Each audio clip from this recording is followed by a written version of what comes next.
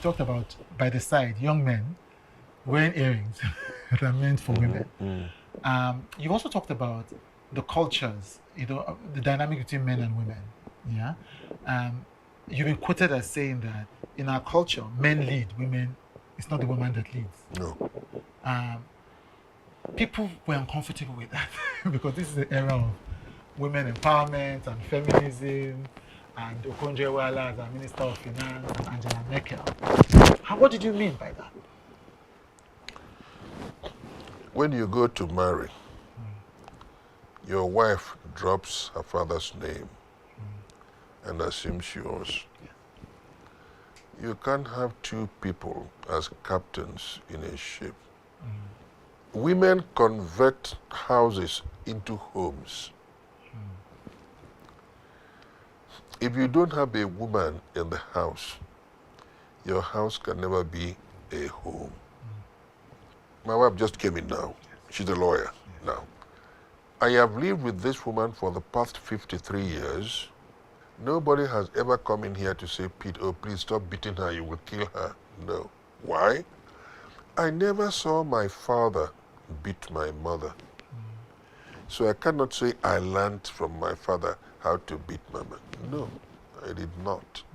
I want to think about things that should help us progress, not influences that should drag us backwards. Why are men wearing earrings? What's the inspiration there? Yeah. Why are men wearing earrings? What is the inspiration, right? Most of these influences come from outside the country. They don't help us. In our culture, like I said, a man does not kneel down to offer a ring to a woman. And again, men and women are not equals.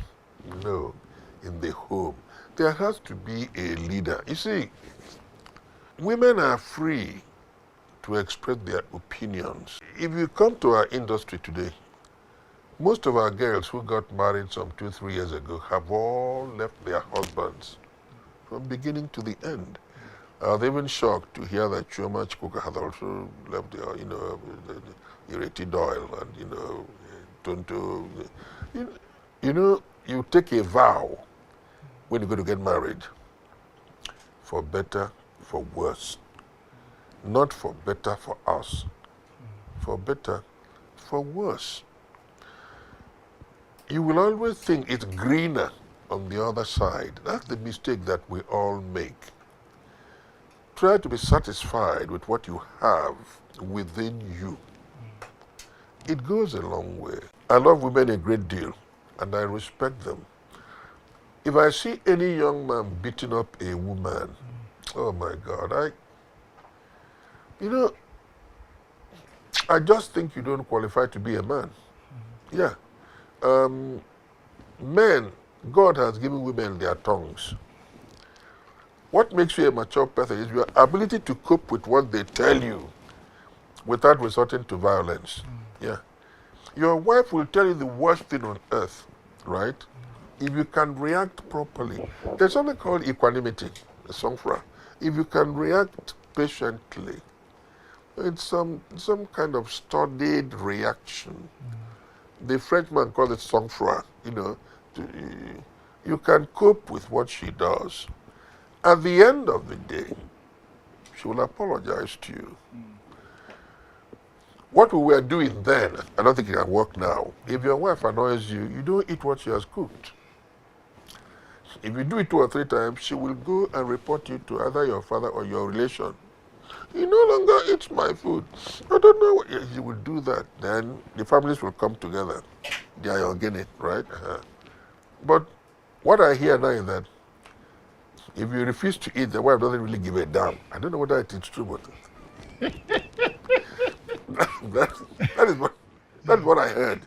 That the women even say, hey, you can go to hell and stay there if you like, If you like, don't eat. On your 53rd wedding anniversary, the whole country celebrated it.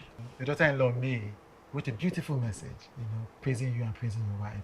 Many of us want to know that you love her and that she's your dear daughter. What's the relationship with her? Mary is not just a daughter-in-law.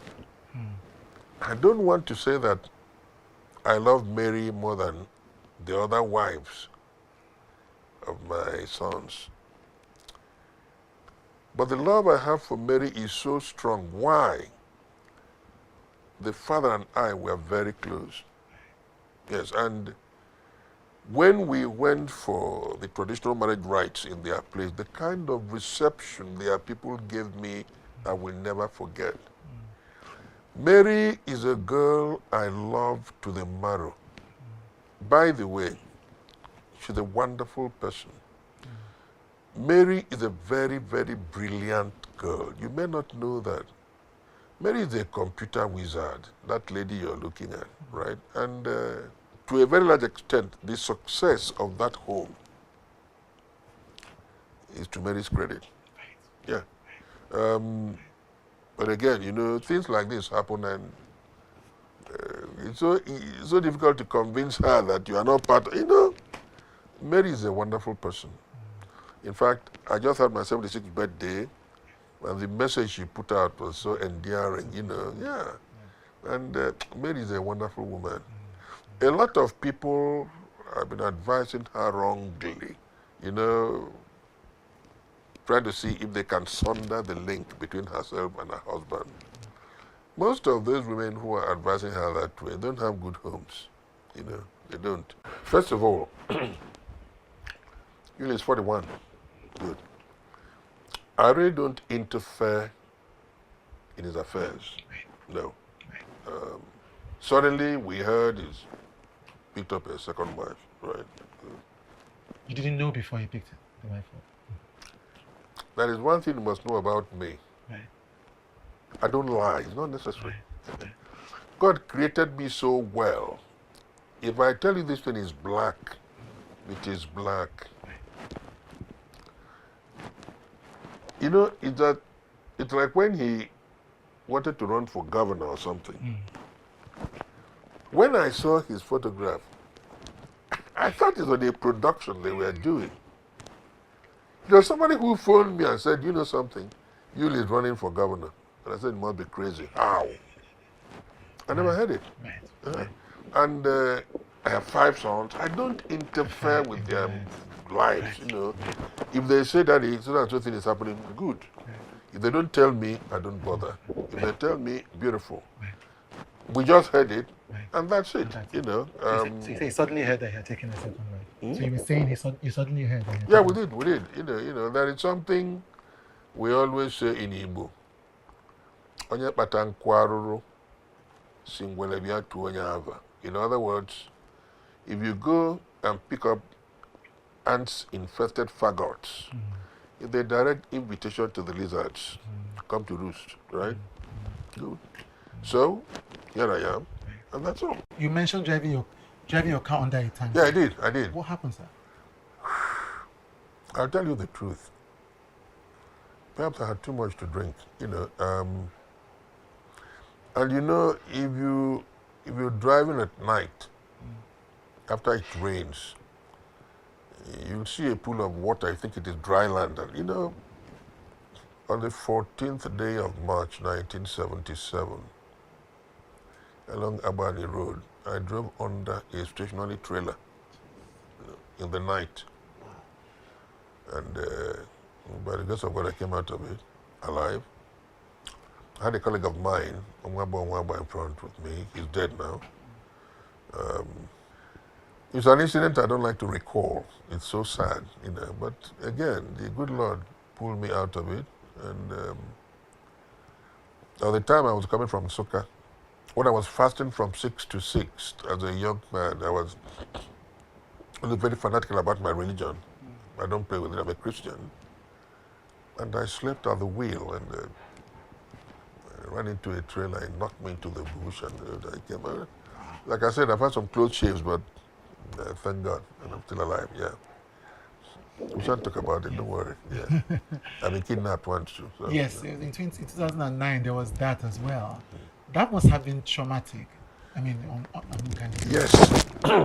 You know, I was coming out of the church. I worked for the church, by the way, you know. trying to see if blessed times will get canonized. I'm a Catholic, you know. When we got to Mpo, you know, some youngsters shooting, and I bought my vehicle, the Acura Jeep.